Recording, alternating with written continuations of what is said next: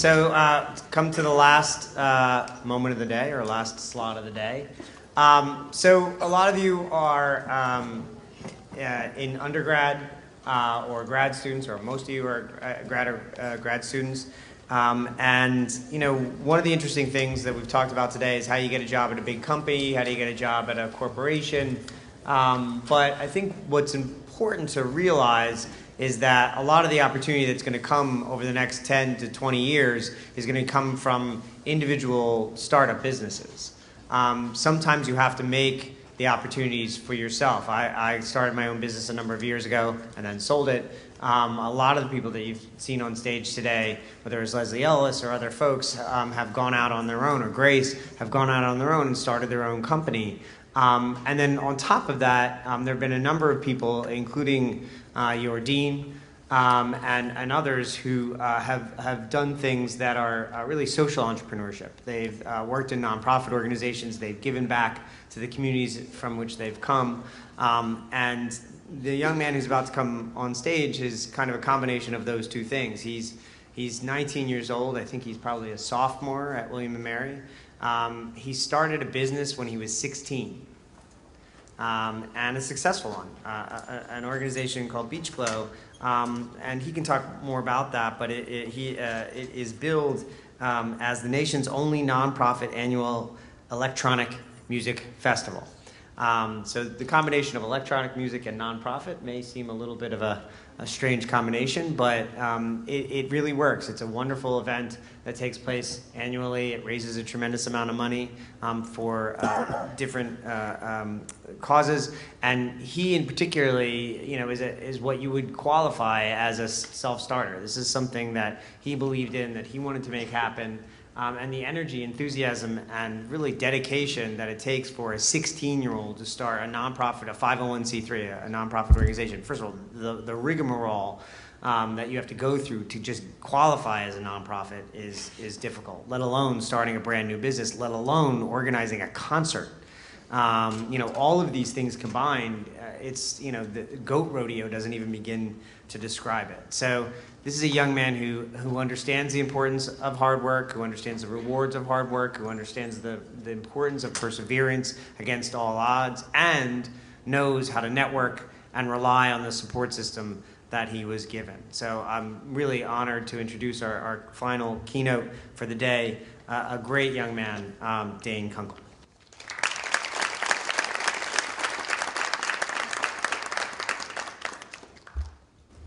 Thank you, Evan. Thank you for having me, guys.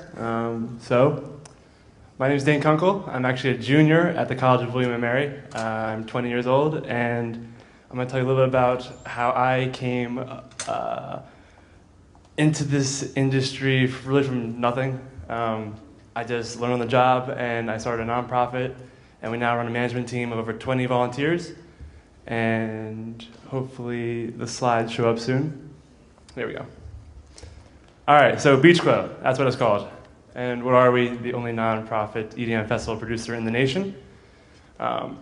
Mission statement is cool, yeah, but what do? We produce cutting-edge music festivals that raise money for various charities and awareness that hopefully benefit today's youth.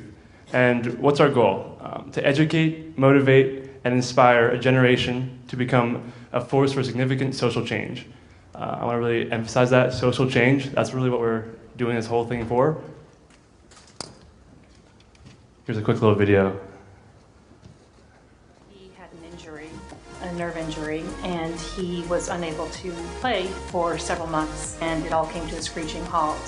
So he was at his computer a lot, and he stumbled upon DJing.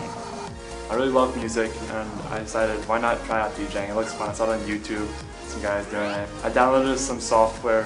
My friends picked it up at the same time, so we were kind of like talking about it to each other. And I kind of went up from there, and I thought, all right, I should start buying my own stuff, get an actual board, and start DJing on the board.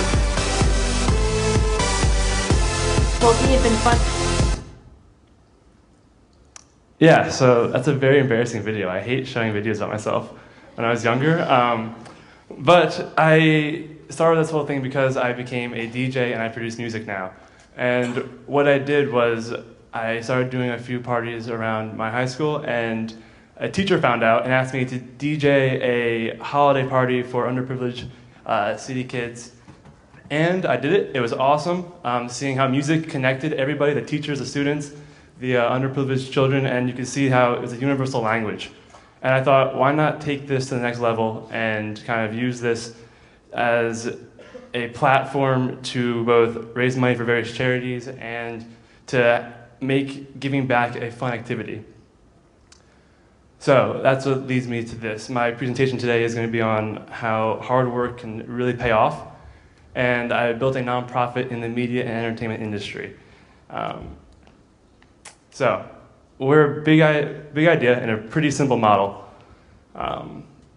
Where did this idea come from? Basically, I saw I think it was a concert of Cascade in Los Angeles on TV back in high school. I told my dad, look at this. This guy can sell out an arena in Los Angeles for 20,000 people and get all this money. And why can't this be done for charity? My school really told us that giving back is the right thing to do. So I grew up my entire life just giving back through my school. And I thought, let's do this on a bigger scale. So I came up with a little model. It's pretty much produce a contemporary music-based event, charge admission, use ticket revenue to raise money for charity, and augment with income from sponsors. And hopefully sponsors, in the end, pay for all the expenses. But through that, encourage today's youth to give back. So guiding principles, just to save some time. User experience really matters in the entertainment industry. If you don't have a good user experience, I mean, people aren't going to keep coming back to your events. They're not going to keep going back to your website. Price has to be affordable. Music has to be relevant, and sponsors have to align with our values. Our major demographic is 18 to 34, so that's a pretty big advertising area. Sponsors love that demographic, especially the 21 plus crowd that we get. And let me just run through how we evolved real quick. So 2012 we started. I was a sophomore in high school, did a gym event. Then also in 2012 we moved to an arena, did an arena show. 2013 we took a step back, assessed where we were, and decided to take a year off. 2014 rebranded to Beach Glow Music Festival, went to the beach. 2015 also went to the beach. And the entire time, we're building a strong brand, trying to increase our fan base across the tri-state area and hopefully the country. So 2012, we had some ups and downs. The first event, it was a high school gym at my high school, free of expense, really. The school donated the gym, they donated the security. All we had to pay for was the actual equipment. And we raised $17,000 on our first event. It was for Haitian relief in Haiti, obviously, for earthquake victims. And we took this idea and we ran with it because it proved to be so successful. We had 1,700 people in the gym. It was actually over capacity by 700 people, and the cops came and shut it down. Yeah, so that happened. So we had a good track record, and I took this and I was like, wow, this is awesome. Let's take it to the next level. Told my dad I want to do this on a bigger scale. He said, talk to your uncle. My uncle's a lawyer. He said, get incorporated. I got incorporated. It's a whole different story. Went to an arena. I went to a few. They're pretty expensive, actually. It's surprising. And we found an okay-sized arena in Trenton, New Jersey, Sun National Bank Center. And it could hold 8,000 people. And I was really excited. I was like, wow, we're going to sell this out. 8,000 people. It's going to be packed, crazy. And it had a lot of challenges. So didn't realize we had to pay for EMS. We had to pay for police. To pay for the venue, the sound and lighting is a whole different ballgame than doing a gymnasium at your school. So we made a few mistakes. Never bought talent before. So that was a whole new ballgame for me too, buying talent. We mixed rap and EDM. So interesting mix, thought it would work, it didn't. So we actually took a financial loss on this event. But we were still building the brand, took a step back. That was 2013. So we were planning to go to Asbury Park, but we realized the expense would be too high. So I decided, let's step back. I got organized. I couldn't do this anymore on my own. I was doing a one-man show. I built a management team of 25 members. We got trademarked, applied for 501c3 status. That took a year and a half. We built better designs, a whole new stage design, a whole new poster design, layouts, and we headed to the beach. Didn't do an event in 2013, but that led us to 2014. Oh, never mind. That's next. But yeah, built a management team. 20 plus members, all volunteer, all different areas. I'm not going to touch on all of them because there's a lot to talk about. But for example, like operations. No one person can handle this. We have 3 people who do operations. Either contractors, vendors, site plans, kind of municipalities. It's a lot to do. And everybody does this because they love doing this and pushing forward the cause. Because in the end, we're inspiring young people to give back and have a fun time doing it. And as you can see, we've become a family. In the entertainment industry, I think small organizations really do this well. They become families, and it's hard to leave. So we bring our brand wherever we go. Example, Alaska, Australia, Italy, Iceland. That's my sister, actually. And yeah. So what do? We spread the mission and donate to various charities through our large festival each summer. 2014.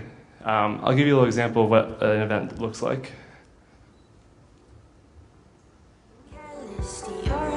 Happiness, you know. 'Cause it's your heart, it's alive, it's pumping life. And it's your heart, it's alive, it's pumping life.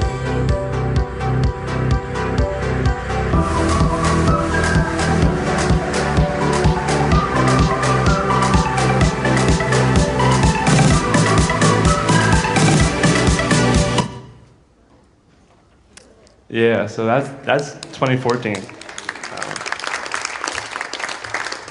Thank you. So yeah, we sold out 2014. 7,000 people on the beach in Wildwood, New Jersey. It was awesome. We actually turned away 2,000 at the door as well because we couldn't fit them. So beautiful thing about Wildwood is that they're a super nice family town. They wanted to keep our costs as low as possible, and they helped every chance they could get.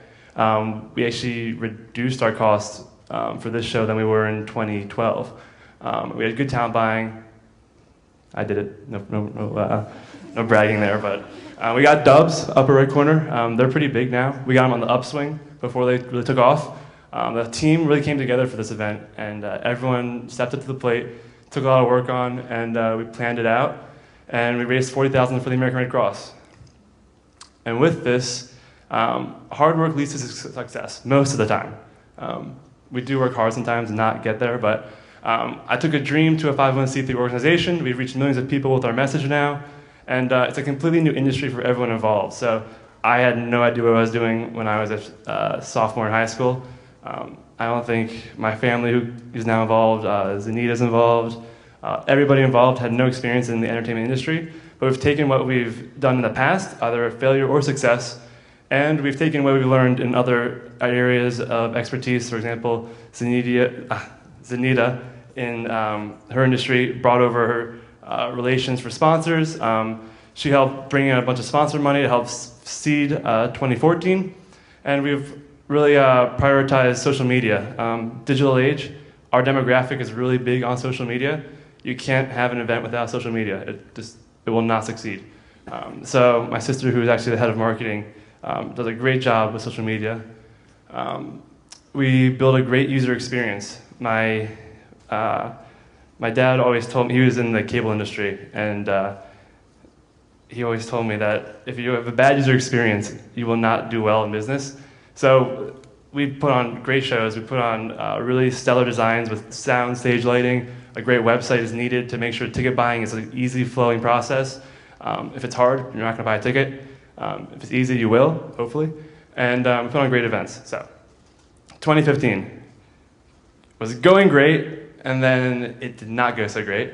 A lot of things went wrong, but here's what it was going to be.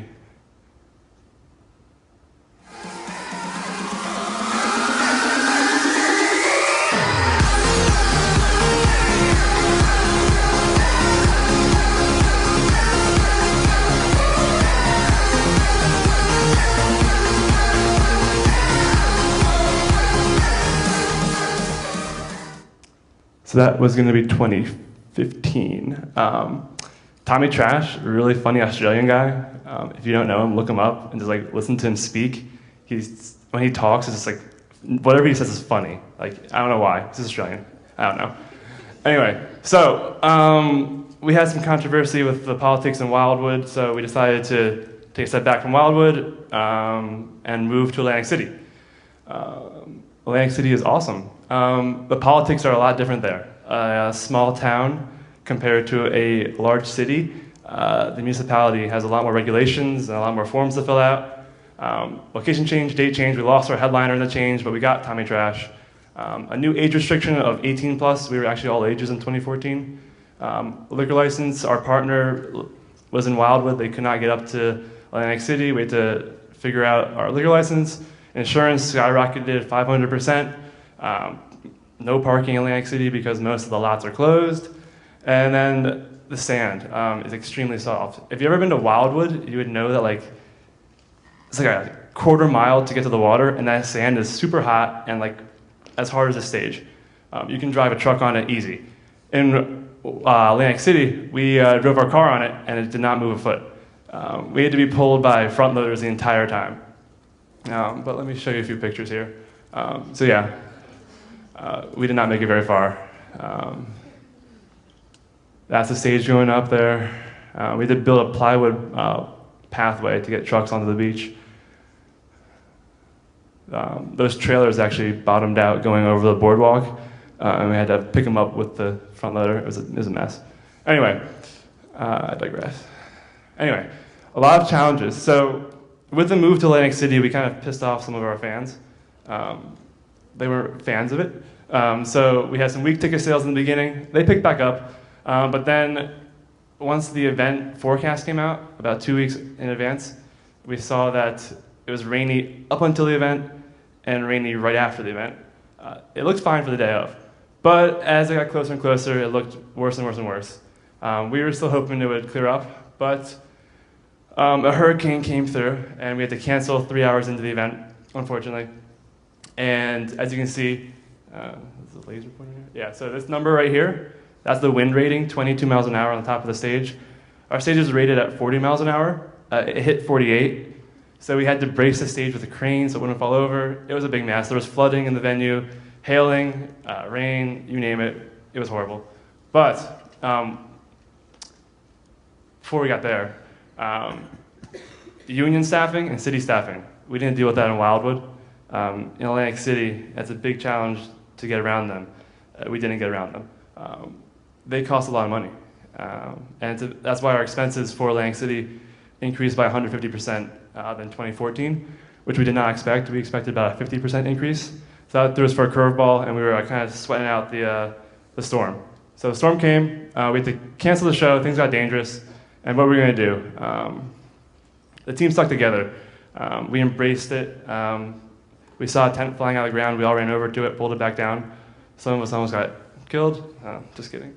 But yeah, we embraced it. So fans were very angry from this event. Yeah, the show got canceled, I would be pissed off. They didn't get refunded immediately because we had to work with insurance. It's a mess.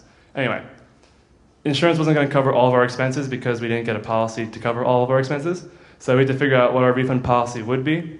But they did cover a good amount, and we lived to see another day. And thanks to Beach Club 2015 and Tommy Trash, we were able to donate 30 grand to Little Kids Rock, which is our charity for this year, which brings music programs to schools throughout the nation that are underserved.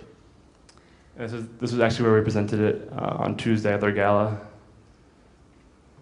So let's recap real quick. 2012, 2 events, one really well, proved the model. Second event didn't really translate.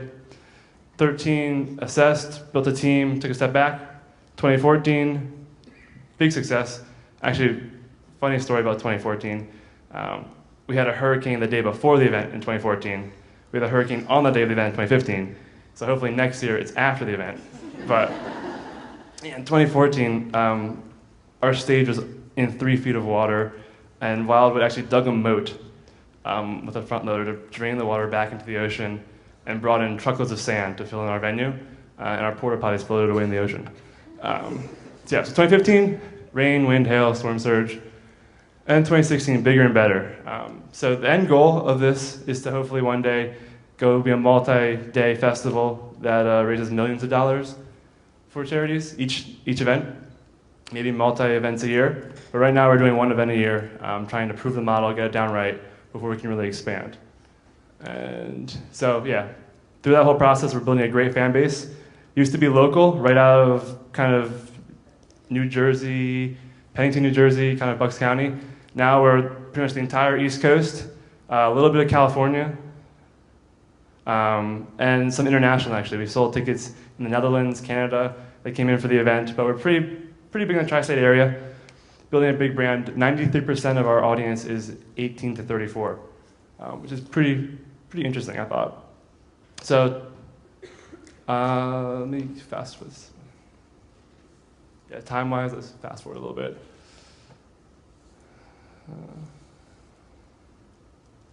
All right, takeaways. So there are no manuals for doing anything in entertainment. A lot of things go wrong each event that are independent from the last event. You'll never really know what to do. But you always relate back to your past failures and successes to know how to handle them. You build off your old building blocks that you learn in business school or whatever school you're going to. Relationships really matter in the entertainment industry. I knew nobody when I started. I couldn't talk to an artist agent. I just couldn't talk to them. They wouldn't respond. Now we have a good dialogue going. So you know how well you know them. They'll keep you going in the industry, whether it be for an internship, for a job, to book an artist, to get them to sign a deal with you. Having good relationships really matters. Honesty and integrity. You need a brand people can trust, as well as user experience. It's a big thing. This new generation is all about user experience. If it's hard to use, or it's not clear, or it's not like a really good positive experience, you're going to be turned off from the brand entirely. It happens all the time. So one of our main goals is to make sure user experience is top-notch, especially in the event industry. If you don't have a good user experience, people won't come back to your event. The market is really oversaturated, especially in the tri-state area. So having that really stellar user experience brings it back full circle. And yeah, so that's pretty much the gist of my presentation today. If you want to get in touch, either to get involved, to ask some questions, shoot me an email. It's just Dane, D-A-N-E, @beachschoolevent.com. We're always looking for more members to get involved, either day of or year-round. And then just to do a quick video of what a beach school event really looks like. Here you go. All right, well, there's a photo of what looks like nighttime. It's not like anything you've ever really experienced. And if we have time, we'll do a Q&A. But I encourage you to go check us out online. Beach Glow TV is our YouTube channel. Some awesome videos there. But if we have time, I'll do a Q&A. If anyone has any questions, entertainment, events, or nonprofits. Why are you serving liquor now? Good question. A lot of money is involved in liquor. So whatever we raise in the event, either be ticket sales, sponsor money, in-event purchases for merchandise or liquor, is all pooled up at the end. And then we do a percentage to the charity, a percentage to do operating funds. But the more money we can raise, the more money can go out to the charity, and the more we can do with it. And liquor is for the 21 plus crowd. As we mature in our audience age group, they want to drink and go to an event. So you kind of need liquor. We don't do hard liquor, we do beer, just because liability reasons, but yeah. So I think a good thing you pointed out is, especially in event promotion and production, is being different. And you mentioned that the market is very saturated. I mean, in 2015, you had, over like 80 music festivals with attendance of 30,000 or more. Like, what is your plan moving forward for being like really unique? Because this EDM market is very saturated with these events. Yeah, so very true. I think we stand out a little bit. It's not a huge difference, but we are a nonprofit. So I think we do stand out in that aspect. But we are kind of steering away from strictly EDM. The EDM is evolving to be more than just one genre. I mean, you have alternative groups working with EDM artists, you have country artists singing on EDM tracks now. So we're going to see where it goes and kind of mix it up a little bit. I can't really give you a firm answer on that yet. It's a very good question, though.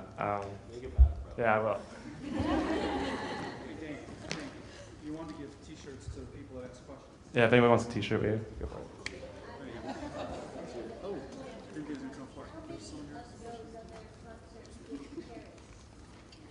Yeah, so Dolly asked how many of those other concerts give to charity. A lot are starting to give a little bit to charity, but not the entire amount they raise through the event process. They don't really disclose how much they give, but they all have a little bottom part of their website saying, we support this cause. Yeah, we are fully nonprofit, 501c3, which I don't think, it's hard to be, like most of the other organizations do it for profit. They have to pay we're all volunteer, so we don't pay any salaries. They have to make a profit to pay for their employees, which I think helps us raise a lot more money, or potentially can raise a lot more money than they can do. How do you decide what charity you're going to donate to each year? At first, it was just, he asked, how do you decide, she asked, how do you decide what charity do you pick for each year? So at first, it was just me deciding whatever I felt like. And then eventually we decided to put in a process of vetting charities and seeing how well they really work, whether they're AAA rated or they're, who knows. But we have a whole department now that vets charities and discusses that issue. But I, in the end, kind of picked the top two, or one of the top two. One more? What do you suggest for starting a nonprofit? Like, can you share your experience on how you, things, and how you got to where you got to be a nonprofit as opposed to a person with a dream? Yeah, so get a good lawyer. Well, I mean, I was able to do this fairly easily because my uncle was a lawyer and he was able to help me incorporate fairly easy. And then through that, he suggested that we apply for a 501c3 status if we want to not pay tax on most of our events and pay an income tax. So we decided to do that, and basically we filled out the 501c3 application, which is a very long application. It took many hours of review. We had our lawyer check it over to make sure it would be good, and we submitted it. And it took about 1.5 years, and it was still under review. And then that's when we kind of put some pressure on, I'm blanking. It's, yeah, we, thank you. We contacted our local congressman to push it through IRS, which really helps. But forming a nonprofit, you gotta have a pretty good vision in mind. They don't really approve every project. So you gotta have to have a good board of directors. I mean, find mentors who you can trust and who really support you.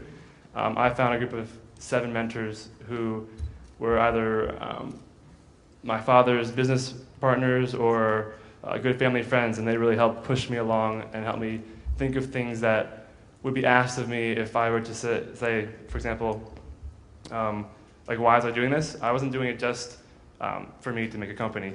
I was doing it to help push social change. And that's really the end goal of this, is to make sure that this industry doesn't just collapse on itself. I mean, today giving back is kind of a chore for some people, but we're trying to make it a fun task that everyone can enjoy and do together. I think you better take one more. You got like 10 minutes. Okay, you right. Hi, Dane. My name is Shonan, and I'm a PR major at the New School of Syracuse University. I'm also 20 years old, so I have great respect and I give you kudos for setting Thank you. for us. My question is, I'm pursuing a minor in IT design and startups.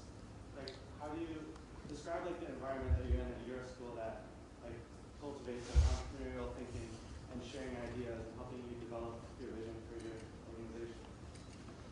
Yeah, so funny thing is, I started this back in high school and didn't really, I think that what really pushed me forward was actually my parents supporting me.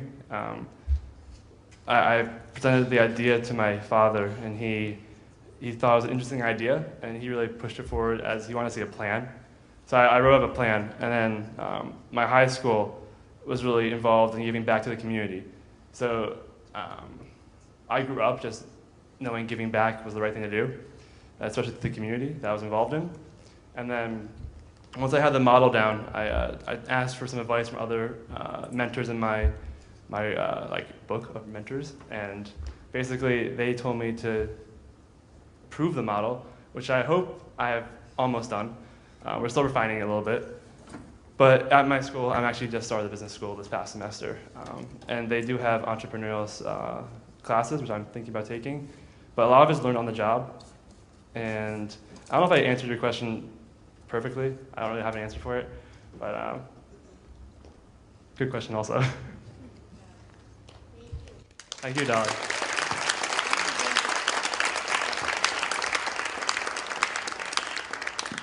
So that was awesome. You are incredible, and good for you, and way to go, Pops. You have a very talented and brave son.